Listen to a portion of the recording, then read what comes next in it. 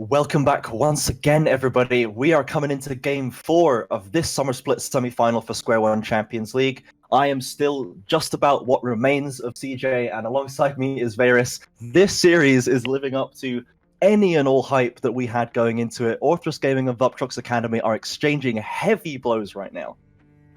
And we see Vuptrox isn't just lying down, they're taking the fight to them as much as they can. And people expected this to be more one-sided than what it is. We can see them actually fighting back. This isn't no clean game from either team. And it's just constant aggression. And the main thing right now, what is going to be banned and picked? If you're Vuptrox, honestly, if I'm your coach, stop drafting Syndra. Syndra worked once. After that, it just felt like you've just been pressured out of lane the next 2 games. And that's exactly what happened when you're against a different player like Rengar, who's more of an assassin player, more aggressive, more in your face. You have to draft something different. You have to draft something which isn't going to die. Yeah, we've seen that Vuptrox were even banning away things like Koki, and when we've seen the Orthrus Gaming, they're prepared to ban Anivia and Ari and Azir. They all focus the heck out of your mid laner. I feel like you cannot waste your own bans on things that punish yourself. There's a lot of important things to ban away from Rengar. The Chiana is up there. I feel like the Vlad might be up there as well. And these aren't things that Vuptrox have never banned. In game 1, I believe they did ban Vladimir. So they know these strong picks, but there's so many things they're trying to play around, including that Mordekaiser, potentially the Aatrox now as well. It's a really tough position for Freakahontas as the coach to be in. Yeah, it's definitely such an awkward position to be in, and it's so dangerous right about now. What you draft is actually going to decide a lot of the game.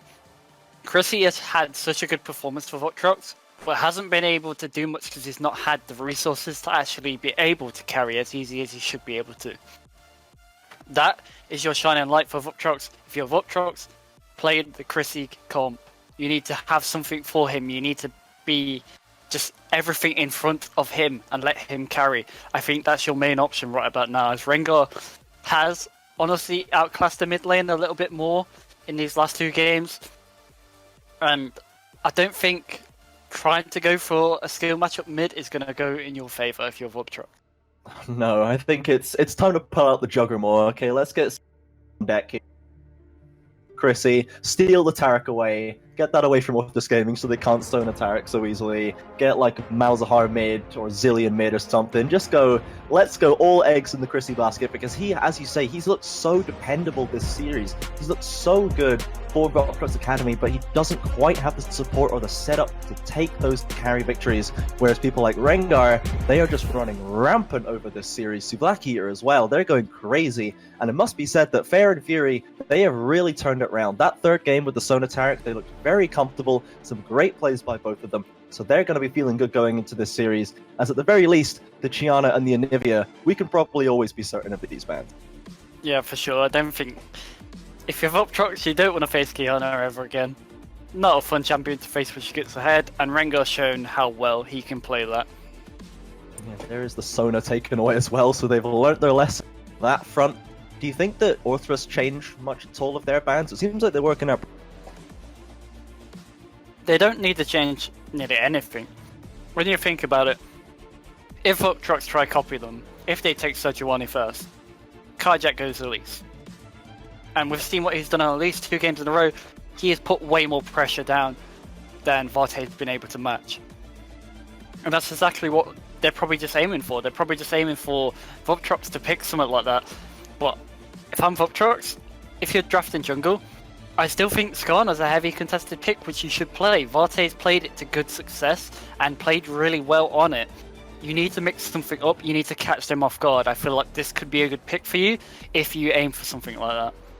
Yeah, they have at least taken away the Nunu, so Varte's not going to see that remained open. So, Endorses at least got himself the Mordekaiser. It was a pivotal pick in terms of keeping them in the game in game 1. Admittedly, Endorses' positioning was a little sketchy, but the actual champion did very well. Now let's see what Blackheater wants to potentially take into this one. We've seen Mordekaiser versus Urgot, and that was I believe it was Mordekaiser favored in lane, and then got favored later on, but it was too late to be effective. And we've seen Mordekaiser into Pantheon, which I don't know if we'll see again, but it is at least the Sejuani picked up by Kaijak again. So Varte's not going to have that one. May go back to the Gragas, may even take the Trundle again. It's hard to really say how effective that Trundle was. Who knows? We could even see a Vayne top. Shout out to Vayne God. We Shout could him even out, see dude. that happen. Tune in tomorrow, you might see a Vayne top. Who knows? There's still a lot of options on the table, and they pick up the Akali. The Akali's still a flex, but we're more than likely going to see that go to the mid lane. And Varte, surely he's heard Do me. it to us. I hope he's heard me. Lock it in. Do it to for us. me. We want to see it. We want to see this pick. This needs to be the key to bring you guys back into this one. It's pretty good against things like the Akali in general, but we've seen him cycle through now. I think, I mean, if you grab the Akali, pull him out of the zone, and it is going to be that Skarner locked in. So that's a pretty strong start overall for Vuptrox. The draft is already going a little better than it was last time, though of course Rengar, he's got his hands on an assassin still potentially in this Akali, and the Vlad's still open. They could still swap and turn them. There's still many opportunities to what can actually be picked here. Still waiting for the last pick.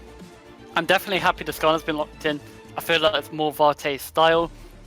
There was still the Ivan to be contested, because we know Chrissy can carry. But And they have picked the Ezreal on there, so taken away from Fair. We saw him play it very well in game 2, but this is a different style. This is still relatively safe, but it's not really the same kind of champion as your Kaisers or your Zayats. So we'll need to see if Chrissy can adjust to that one, as now it looks like maybe Fair is going to pick up the Kaiser, or maybe the Vayne.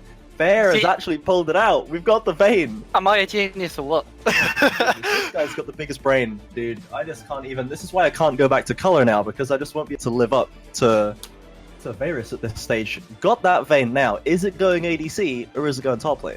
We don't know. It's a very good matchup into Ezreal. We know that. But it's also a very good matchup into Mordekaiser, and we've seen that win a lot of times. And Sylvaki is the lane bully type of person. There's Yeah. still potential for it to go top. I do think it's going AD carry, but I want to keep that flex idea in there because it could still happen. Yeah, and they have taken away the Aatrox from Vuptrox Academy. They don't want to see Suvlaki convinced Vayne top. And on the side of Orthrus Gaming, they've taken away the Ahri again, and I think we're well on our way to just getting identical bans from them. Last time I believe it was the Azir they took away, or the into match the Corki, which has been left up so far. We'll need to see if they want to try and push Hello It's Anivia, or maybe punish Lepiggy, take up one of his picks. It's the Cassiopeia. That's been taken away. I'm surprised with the Cassiopeia ban because, like I said, we've seen Anivia just favour Syndra more. Maybe they just want to force any option of him playing a different champion. Just want to force him onto Syndra. They want to force him onto something they can permagank. So maybe that's the reason Cassie has been banned. I don't think it was going to get picked anyway. I would have liked it to have been picked for Vuptrox, but I don't think it was going to come through. But I still think it's a smart ban, trying to force him onto something immobile. I feel like these bans for Vuptrox have gone about as well as they could have at this stage. They've got the Vlad and the Aatrox off, Chiana's gone, Sona Tarek's gone, Silas is gone, and they picked up the Mordekaiser for themselves. So I feel like they have adapted somewhat, and they've managed to perfect this pick ban to where it takes away the most amount of threat per ban. And it's matched up fairly well. They've got what looks like a Vayne Braum bot lane, which we haven't seen fair on a champion like Vayne yet. He's been on the Lucian, which he did not have a good game on. He's been on the Ezreal and on the Sona, which he did have good games on. Vayne does not really fall into that archetype, so we're going to have to see if Fair can keep that momentum going. Fury is always just a good supportive support laner. He is going to be fine with this Braum, I imagine. And if we look over to Hello It's Anivia, we've got a new mid laner, boys. We do. We finally do. And I want to talk about this Braum before we move on to that. The reason the Braum is picked here, away from Vuptrox, is because Ezreal Braum is such a good lane. It's really reliable, and it can actually inspire more aggression from Ezreal when you play a Braum alongside it. If he catches someone closer to tower, or just even catches someone with a Q, you could actually look for an all-in with just how much burst you have. Ooh. And we just got a Mundo. I actually like this a lot. I actually think it's a really good matchup for Mundo in top lane, because any matchup on Mundo where you can go magic resist first item is super good for you. Especially when you can just out-sustain people in long fights. That is exactly what's going to happen. You can get bullied early game, but I don't think you're going to see Sylvaki get bullied in this lane. No, we've had it happen before where we thought Tsubaki Eater was maybe gonna proved us wrong more times than not. So he is going to probably be happy on this Mundo lane. What I love to see is that we've got so many new champions in this game. We've seen a lot of new picks throughout this series. We've seen the staples, like the Sejuani, and then I guess the Ezreal's come up a couple times, the Mordekaiser's been powerful, but overall, we've seen assassin mid laners, we've seen control mages, we've seen, Syndras, and we've seen Syndra. And then now we've got more ADCs, we've got the Vayne. I'm loving how this series is developing as these teams try to scope out what the actual strength of each side is. You could argue that the season's been good as well, like he was about to say by accident. Like, this season has been such a mix-up of just what champions go and where. It's just been so much mind games and draft. If you can play the draft better than the enemy team, you could literally win through draft. That's been a lot of this season. And I do like Vuptrox Academy's draft this game. I think it's a lot better for them. And if they can keep Anivia safe, which is the main factor of this game, if they keep him safe and away from Kajak, he could actually be a big factor in this game. He could actually pop off. Yeah, they really do seem to be wanting to keep Anivia safer here. And Chrissy, we once said that we wanted them to protect Chrissy. Ezreal is a very self-reliant champion, and this might just position Chrissy to do more consistent, reliable value for his team without needing anybody in front of him to keep him alive. So this could be the way they're pivoting and just go, well, Chrissy's doing fine. We're just going to let Chrissy do Chrissy things down there and have a great time. And Nivea having a bit of a rough one, let's be honest. Kaijak's in the lane every 2 minutes. So let's actually clump up, get a nice Zir that we can play safe on, just pump out damage on that champion. And maybe this will do us better if we can keep our mid laner in the game. And that should be the main focus of the game. Chrissy's going to be safe. We know that. He plays smart, and he doesn't walk up to waves when there's no sort of protection or he's got no vision of other people. He's played just this series quite smart in general. There's been a few minor mishaps, but compared to everyone else, he's played probably the best of his team by far. Mm. So, he's going to be safe. And you've got a safe lane with Morgana even in there too. There's not really many mistakes should happen in that lane. It should just be a safe farming lane. Maybe some kill pressure if more glands are binding on Vayne. Other than that, that's just going to be very safe. So you can provide more resources to Anivia and actually keep him safe on the Azir and let him scale to his items. If he gets these items, he can actually 1v9 this game. He can actually do so much if Azir gets to his stage. If he gets to that stage, we'll need to see if he's able to do so. Getting to that stage means he's got to get through Rengar in lane, though, and we've seen how that play out. How does the Azir Akali matchup factor into this one for you?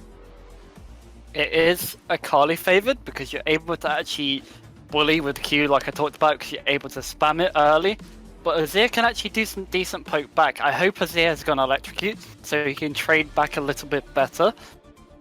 But I still think this matchup overall is Akali favored from experience, and with the way just Kajak has been playing, I think you can just be permanently aggressive with this Akali and just have full safety because Kajak's going to be there.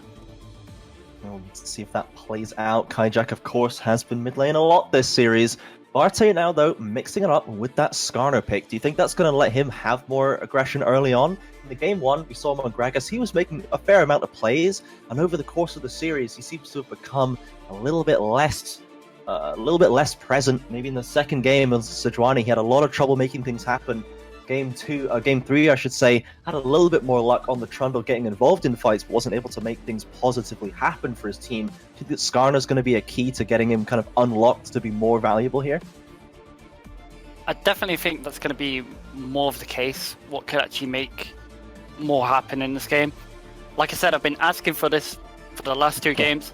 I feel like it fits him better. He's able to keep progression, and obviously fighting around Spires means a lot for Skarner.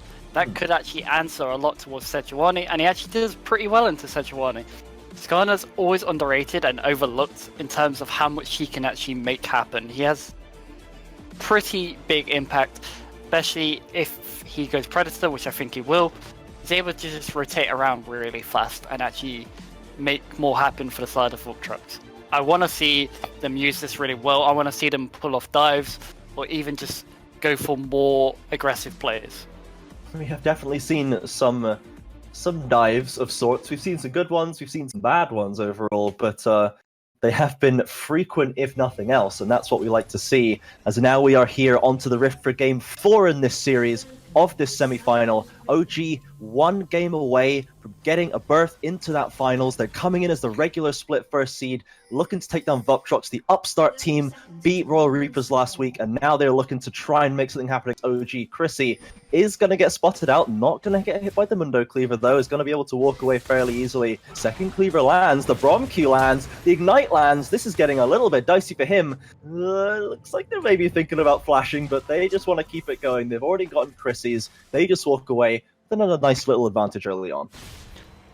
I think you should have definitely expected this with the way it happened last game. You should sort of expect this sort of invade to come through and be a bit more respectful. You could have easily just dropped a ward and not even had to stand there. Yeah. But now he's going to be... It's the same invade that Vuptrox pulled last game, no? Exact same way. Exactly the same. Fairs Flash, so yeah. Pulled their own play out and used it against them. And Sejuani is actually starting blue buff this game, which is very different. You don't see this very often anymore. You usually see red on each side. That means Sejuani is going to put a lot more focus towards this top side. And the side of Orthrus Gaming have more information on Skarner because they know who's starting red buff. Yeah, they have a blue ward onto the red side top chickens. OG, Vuptrox have gonna have a little bit of vision there, so they're gonna see the Sejuani if he ends up down there, or rather see not end up there. And at least gonna get some information off that, as both teams are now gonna be able to pretty effectively track the enemy junglers early. As you said, this bot lane, it's going to be more of a farming lane. Mid lane as well with the Azir isn't going to be going for too many flashy plays, especially not against Rengar at this point. So I feel like we might see a little less excitement early on, at the very least. Maybe top lane could get scrappy, but I'm not sure what you think. I definitely think top lane could get scrappy, and I think that's the reason Sejuani is starting blue. To put more pressure top and actually snowball this Mundo. If he gets ahead, who's going to kill him? Ezreal's not very prevalent at killing tanks. We all know this. We all know he struggles to kill tanks. Sure, he'll get balked later. That will help him a little bit. But Mundo is going to be one beefy boy this game if he gets ahead. It is going to be potentially a tough one to get through. Blacky, dominant for top far in this series. We saw him being pivotal in keeping OG in the game last time on that Aatrox, turning around the 4v5s in their favor. This guy knows how to carry and does it more often than not. So if we go down to this bot lane, mid and top, they're all fairly even so far. No over-aggression being thrown here. Jungle is actually pretty even in CS as well. We haven't seen any early ganks. Normally, Kaijank's ganked the lane at least twice by the 3-minute mark. So he's clearly putting the brakes on a little, taking a little bit more considered, as there is at least a blue ward in that top lane try, so they might see him coming. Opted for a full clear this time instead of actually going for an early gank. Just gone for full clear. No, Skarner's going to be a bit healthier than him, so he's going for more safety. Not really looking to make anything happen just yet. Probably going to want to base before he makes something happen along the map. Thing I want to point out, by the way, Mundo got buffed.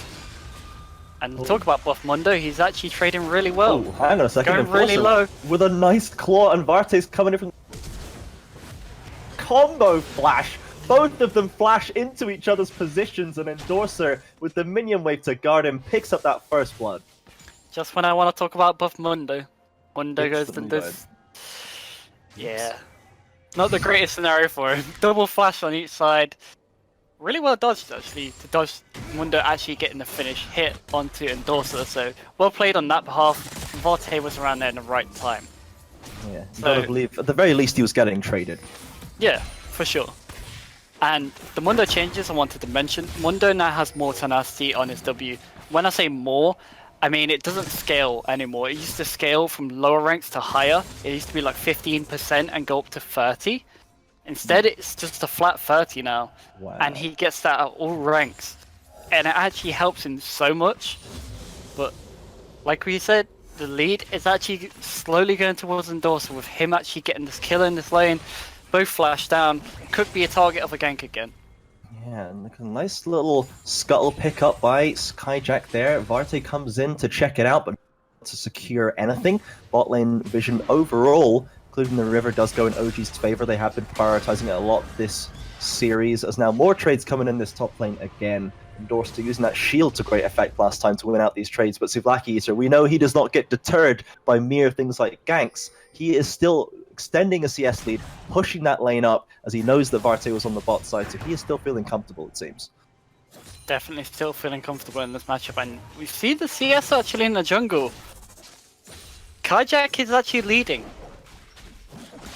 He's leading in the CS, despite Skarn actually getting that early gank in the top lane. He actually didn't get an assist in that match as well, so he didn't actually come out with any extra gold from that. He just shown his presence there, showing that he was up in the top lane.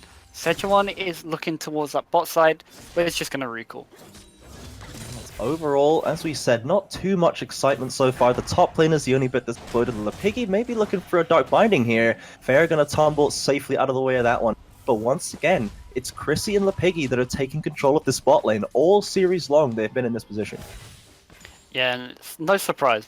Vuptrox bot lane has been really well done. They've played really smart in most of the games, and they have been the shining light of the team, and reason why the team has actually been doing so well recently. Looks like Varte is coming to try and sway this top lane, but a timely vision bloom from Kajak actually spots him coming over the wall. That is very good timing for them, as Fair is now committing onto Chrissy. Fury's coming now, the procs are coming through, the denting blows. It's going to get a stun onto Lepiggy, 2 stacks up there, a flash forward from Fair, but Chrissy is body blocking him, and now Lepiggy just nails him with a long range Dark Binding and a double kill onto Fury. What an awkward fight. Fair and Fury opting into that one. They just get double killed. The big turnaround by Vuptrox's bot lane. It's no surprise that Vuptrox's bot lane is putting up performance like this again. They are consistently playing good, and we just praised them not long ago, and they just get a double kill. So much aggression from Fair and Fury. They were so excited to take that fight, and they get a nice condemn stun, nice procs off, but the flash forward from Fair, we've seen what happens when Fair goes aggressive. Let's take another look at it here. Here we go. It looks perfect, stepping forward, but Morgana is juking really well. So they're not able to stun her. They stun her in time, but she gets the flash. We're not done here, we've got some issues in the mid lane. Well, Piggy's gone straight up to that middle lane, and Varte's got the ultimate Rengar, but the Dark Binding doesn't connect. And the Shuriken now from get away over the wall using the Shadow Dash. Critical misplay from Piggy there, missing that binding. As top lane to Black Eater, he's just getting burned away by Endorser. He just a little bit burning away there, and the shield will come out and take him down. Endorser, that's a second solo kill to point out onto Black Eater here. That is a second solo kill. He's had enough of being bullied. He's doing his own bullying this time, and it's back onto Souvlaki instead. There's a quick little flash away from Fury as well. Finding Bart in. He has been getting a lot more done on this Skarner, as now they are pressuring Mount Break. Looks like they're taking complete control of the river. I told you, never underestimate the Skarner pick, and we see it coming through. Doesn't actually have any kills or assists, but he's been around. He's been in a lot of places. Yeah, he's constantly had his pressure on the map, and he's been in the right place at the right time most of the time. Very unlucky not to kill the Akali mid when that play happened. I just want to talk about that double kill in the bot lane. Vayne got denied about 15 CS under that tower while Ezreal was actually getting plates as well. He actually lost so much gold in that trade. And you see the CS lead now, 71 CS to 46. He's gone spiraling out of control for the bot lane of OG. We saw what happens when that happens. When Vup got their first win of this series, it was off of a very far ahead bot lane when Fair wasn't able to get himself into the game. And on something like Vayne, it's going to take a long time for him to get back onto any kind of equal gold level to where he can deal damage to actually deal with people like Endorser. And it's going to be very hard to actually deal with him to a good level, because Endorser is getting ahead. We've seen what happened when he got ahead on Mordekaiser. Sure, he got caught overextending, but when he rectified that and actually started playing a bit more smarter, he was able to 1v2, he was able to 1v3. He caused so much pressure, and we've seen how prevalent this Mordekaiser pick has been. Right now, we see some pressure coming towards his top side. We talked about overextending. Rengar's on vision though, they see those pings coming down. It's a 3v1 in top lane, but they are going to get back to... Look at that bot lane. Oh, the ultimate comes in, Chrissy just takes Arte, ready to follow up onto the Fair if he needs to. The ult comes down, a second one as well. It's a double kill for Chrissy. Beautifully played by this bot lane. Vuptrox is They've identified where their win condition is, and they are just hammering at home, going for this bot lane tower. So Black Eater now finally has caught Vendorsa out of position. A beautiful hijack ultimate comes through, and that is going to be a shutdown now. Endorser punished once again in that 1v2 situation that we've seen so many times. They knew they had to make something happen, and they had to make some replies somewhere on the map, so they had to exploit this top lane. It was the only option to actually gank. Anivia was out of vision the entire time, so he was not even an option. This Azir has not actually been able to be killed, and this is what we talked about. Azir needs to sustain, not die. He's not been doing that, he's not been dying, he's been sustaining. Instead they've just focused on Forza for the trade-off. But Ezreal did get a double kill. I do think they still went off on this trade despite the Rift Herald falling to Orthrus Gaming. Yeah, I mean, that's the first kill for OG this game. It's 6-1 right now, and Anivia probably is in the wrong side of town. Dodge. Rengar comes in, shadow dashes over the soldiers, comes in for the slow, a flash away, and now the team is here to back him up. Lapigi and Varte coming in. Endorser from the top, a nice binding onto the Akali. Surely that's going to go down. Rengar slain by Endorser, and now they're pushing them out of the pit. Hijack forced the flash away. They did at least pick up the Rift Herald for Sejuani, but another kill goes over to Vuptrox. It's 7-1. Look at that gold lead. The gold lead is gradually getting worse and worse, and the score is 7-1 currently. See 3k more towards Vuptrox. And we talked about how Chris is playing smart. Look at him. He's not even walking up for this wave. He's saying, I know you want to do something. I'm not letting you do something. Braum is constantly lurking, trying to get a flank to make a play onto him, and they're not allowing it to happen. That's the most vindicating thing when you think, I'm not going to waiting there and like, yeah, I'm in your head, bud. I know you're there. Fury's ruse was not to be fought by Chrissy there. Another great smart play by him, as you said. It's down to one plate in the spot lane as well already. They could probably look to force this one down and get a nice early tower first blood. I think that's exactly what they're going to do again, because they know they have the lead in this lane. You have Ezreal on his Mana Moon and his Sheen. He's at such a big power spike. Vayne doesn't even have a Bork yet. She is so weak compared to Ezreal that they can constantly push this in and even look for a dive towards this bot lane. They know they have the pressure, they have a Azir TP too, and they're walking towards this bot lane now. Here comes Varte. No Predator as it was used mid lane, but they can just force this and just go 3v2. The Hijack's in the area, might look to support, but now Anivia is coming down as well. It's so confusing to just say Anivia. Now Azir is coming down as well, and they're just going to finish up this tower. Vuptrox looking like a completely different team this game. So many matchups we were said supposed to be losing, and Dorsa pops a big shield on Slovaki. He's going to run out, he's going to maybe try and get some health back. He flashes him, but actually gives his own life up to Sublaki Eater. I swear, as soon as we try and praise one of these top laners, they just die. So the thing about that flash there, which was kind of troll, no offense to Endorser, is when Mundo gets low, his E does more damage. And people underestimate. Oh, he gets away with a sliver of life. When he gets low, his E does more damage, and it does a massive, massive amount of damage. It can do up to nearly 200, maybe even more, depending on how much HP he has. And to go for that, you need to be able to actually guarantee the kill onto the Mundo. Couldn't guarantee it. Mundo actually got his E off and actually just murdered Endorser there. Just the headbutt to death. And now, here we see the classic play, the Hijack Rift Herald drop mid lane. As they're now going to shove this in. There's no wave though, and now the support from Varte and Lapigi and Chrissy coming in. So this will probably be minor gains, if any, if they can at least clear this wave out. And Varte is angling for a fight, going aggressive on Fury and forcing that flash. Rengar and Hijack forced away. They're getting pushed down the river.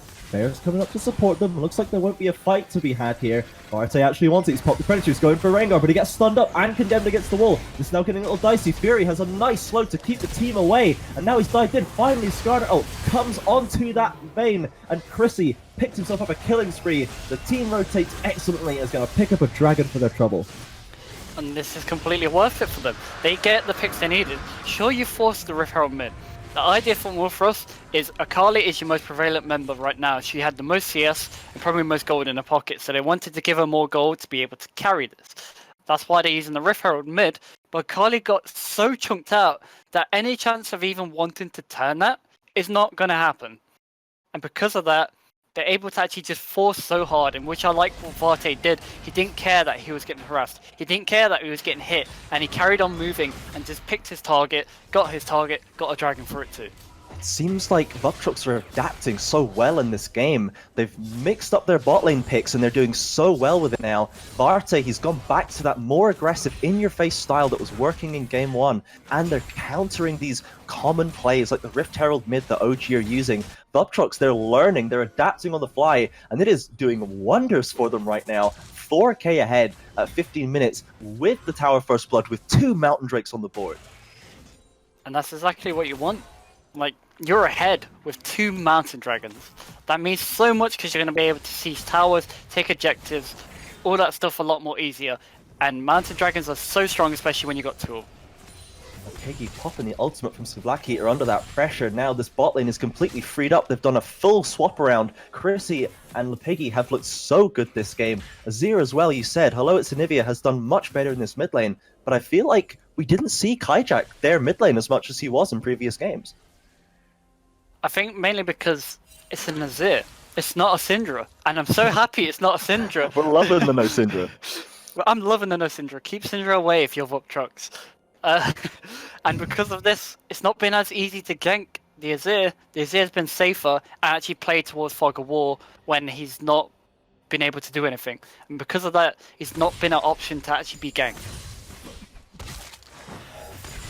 Hang on a second, just speaking about Anivia and doing well there, looks like they managed to fair out with a Skarner ultimate in the mid lane, and then that cleans it up because the Nash's Tooth is on board for this Azir now. He's going to do some decent damage. Fair, where have we seen this before? He's 0-4 in lane. This is not what OG want to see. That is what Vuptrox exploited last time in game 1. And it looks like they just can't do anything. They lose the turret mid lane, they're getting shoved into a turret top lane. It's just, they don't seem like they can do anything on this map.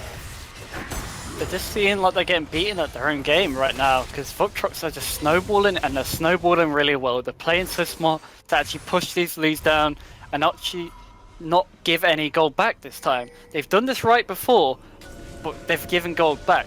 This game they've actually learned from the mistakes and they're not actually giving anything to them without a cost.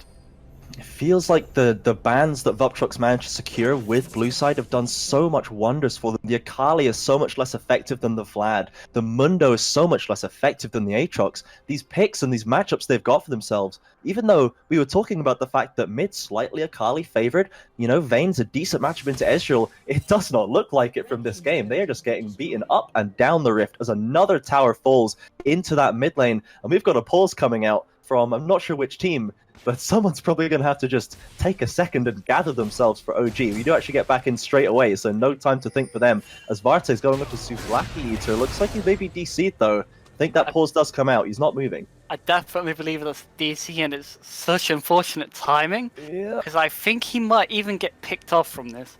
Don't know yet. But the thing I want to touch on... Oh, we're getting back in. Straight back in. We've had... Okay, they did... Maybe... I'm not sure if they actually let him go. That would be very high sportsmanship, I guess. I mean, that's commendable in its own way. We've had our own memes with killing DC characters in this league already fairly recently. But it looks like Vuptrox are going to take the high road. They've grouped up as 5 in top lane, and OG are just going to group up themselves and push them off. I think it was just fair play coming from him. They knew that he was DC because he was just standing there after they walked past him. I think they just gave him a free pass. Yeah, Why golf, not? Golf claps for Vuptrox. Golf claps. Very nice. Yep. We've got a great game on our hands, so why not?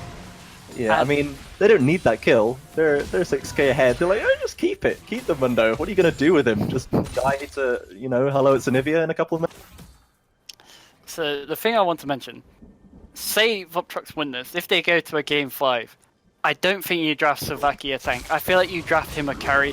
We've seen the performances he's put up on more like aggressive champions and more in-your-face champions. He's better on them sort of champions. I think that's what you want to really be drafting him, and drafting him a Mundo pick.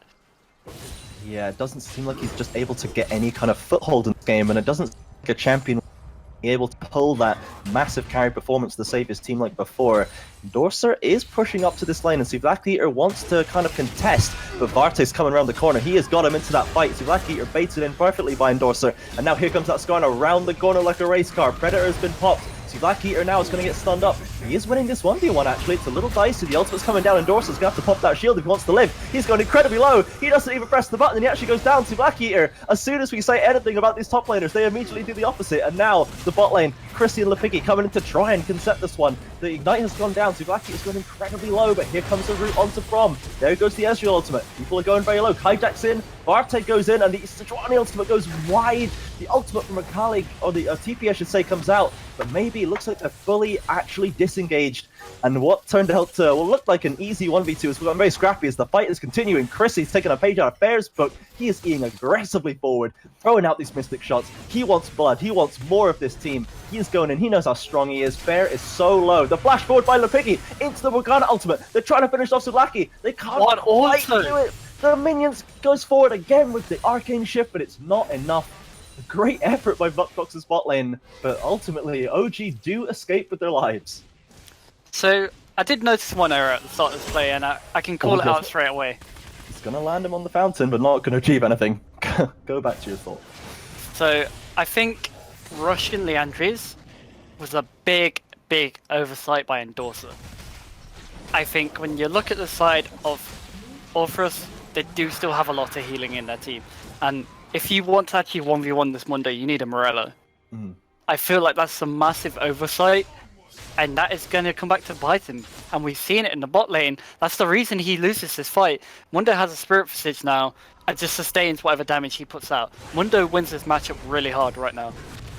That is looking a little dangerous. The hints of late game Sublaki there, as we called it out. It does have, on the side of Endorser, does have that Blasting Wand and a Ruby Crystal, so could be going into a Morello's off the back of that. But at this point, he could also be going to Rylai's. It's a very common item for Mordekai's as well. We've seen it in both the Mordekaiser games so far. I'm not sure where his build is going to develop. Have to see how that goes down, as he is still in that bot lane. He's actually got chunks incredibly low. He's getting dived right now, and he's going to go down. So Black Eater is going to live through the ultimate as well. Suddenly, this bot lane, or rather I should say, kind of top lane matchup is spiraling out of control for Vuptrox.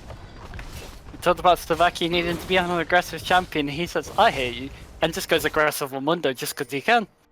Oh, he's actually hiding, waiting for him to step up, catches him with a cleaver and just knows he can run him down after that point. Really good dodge on Mordekaiser's E, not getting knocked back, just knowing full well that he can go for this play. Yeah, look at that healing. He does drop a little low, but manages to get away, and now a Baron has been called. Stole it! My goodness, what is happening? But now Zero pushed them into the pit. They're going to look for kills off the back of this one. Fair's maybe looking for a way in as well. See, Black Eater's gone down. It's a double kill. Varte wants to get a Scarlet ult off. Here comes Endorser. The Claw is ready. Fair is there. Can he get pulled in? No, they've caught Kajak though. He is going to be the third casualty of this fight. And all of a sudden, a Baron call by Vuptrox gets stolen away by Kajak. That is so pivotal for the team of OG here. May have been a good steal, but at what cost? I still think you're going to lose an inhibitor for this. Very true. In that fight, Azir was free hitting all he wanted. He was putting out so much damage. He nearly has a Morello. He's sitting on the Oblivion Orb. When he gets Morello, he's going to be even more scary. And if he can get a free hit fight like that again, I believe the game's over after one more fight like that. Let's check back here for this replay, as now it's getting pretty low and the TP comes in. Kajak looking for the steal. Varte, it is just a straight up. Gets it with an auto attack. A simple gentleman's auto attack. So, what's important is that TP gave the vision for Sejuani to do that, and that's why she was actually able to get in there to see the HP, because that TP gave her vision. It wasn't disabled anymore because there was TP in onto it. That is an important trick not a lot of people know. I had no idea that was a thing, just as a heads up. It is super useful, and was the difference between them losing or getting the Baron. She got the Baron, but at what cost? They lose the team fight really hard, and it's still looking like Vuptrox gain, no matter the Baron going to the opposite team. You've got to imagine that if the Kajak goes in and doesn't get that, he still goes down, and they also get Suvlaki as well, so they still get at least 2 kills, and they'd have the inhib and the Baron buff. That could have just been game completely. There it is, the vision displayed there on the replay. Really smart play there. Really nice by Black Eater to give them that chance, and Fury as well, throwing off that from Q, trying to get in the way of Arte. Yeah, it's absolutely pivotal, I think, that Kajak has this one, because that is what's going to keep them in this game, as it is getting worse and worse for them now, as they're just getting pushed in against in so many lanes, so many different ways. This Vuptrox squad, they are on a mission today. They are indeed. They don't want to drop this series. They are taking the game to Orthrus Gaming as hard as they can, and they're looking to keep this aggression up as much as possible. Artie wants it. He's just going to grab the Brom. Low priority target. Go down. What a turnaround performance this has been for him in this game as well. Chrissy being consistent as ever, but now they have 2 carries. It is just paying absolute dividends for them. As a flash-in stun by Varte, he gets pushed away instantly, and the cleanse came out from Fair. Now there's a TP behind them. Here comes the Akali, but a massive Shurima shovel from Anivia gets them all back into the team, and suddenly the fight has gone from bad to worse for OG. They are now the ones getting picked apart. A quick binding onto Rengar, and they're going to take him down. Vuptrox, they've got a wave. They've got super minions on the Nexus. They're TPing in. This could be the victory for them right here. That was an outstanding binding by the Piggy. Able to actually catch Akali and deny her even getting 1 kill in that fight. She didn't get a single thing. And an FF comes through. They know that the game was over. Vuptrox take the game to Orthrus Gaming. And we've got a series. We've gone to 5 games. Oh, break the silver scrapes out, boys, because we're going to 5 games. What an amazing game from Vuptrox. That looked like the most dominant game of the series, even more than Orthrus Gaming's first win, when they actually looked so good themselves.